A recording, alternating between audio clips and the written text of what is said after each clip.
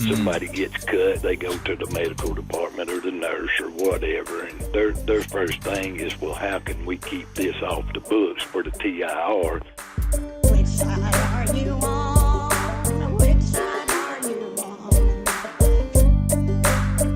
on? So we've got a caller on the line, and it's Joe from Decatur. How you doing, Joe? Haven't heard from you on the show in a while. Well, I didn't want to take up all your time, Jacob. Y'all always got something pretty interesting going on. I don't want to butt in, but last week I listened to the show, and of course it was a lot about Workers Memorial Day, and I just jotted me down a few notes, and y'all happened to mention that lack of inspections by OSHA is real slack, and of course there's a reason for that: underfunded, not enough agents, blah. But I just wanted to point out a couple of things that workers get involved in.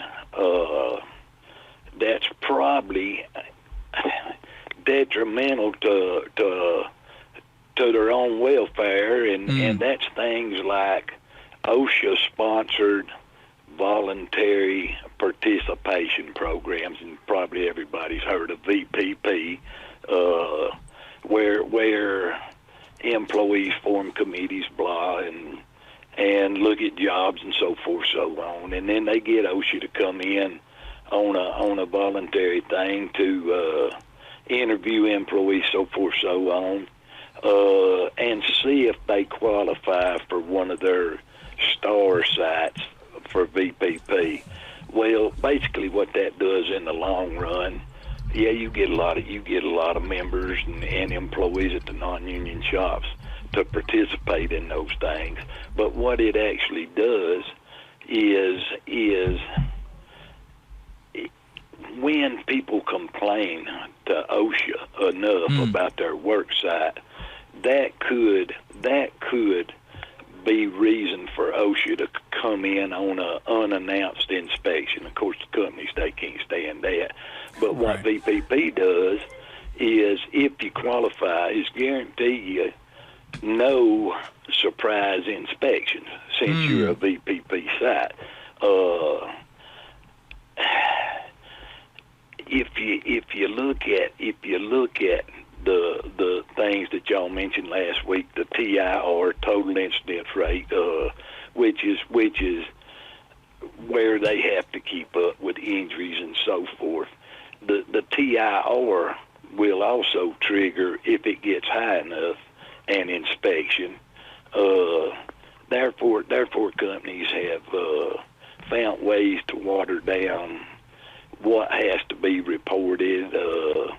Somebody gets cut, and they go to the medical department or the nurse or whatever, and you know their first thing is, well, how can we keep this off the books for the TIR? I just wanted to mention that. And then I also wanted to mention that these companies who offer gain sharing programs, profit sharing programs, they also want to tie those to injuries on the job. You can be coasting along there for 3 months and fixing to get your so-called gain sharing check, and all at once, it might look like you're going to get a pretty fair one. And the company decides, okay, this accident right here is one that we're going to make sure we get recorded. And then they start deducting from your gain sharing, which that's a whole nother story. But what it does do is encourages workers not to report accidents for that very reason. You just saw a clip from the Valley Labor Report. We are live every Saturday morning from 9:30 a.m. till 12:30 p.m. And we pride ourselves on keeping all of our content free to everybody so that we can talk to as many working folks as possible. If you support the work that we're doing, you think that it's important, you think that it's good, then consider making a monthly contribution to the project, and you can do that on our website, tvlr.fm.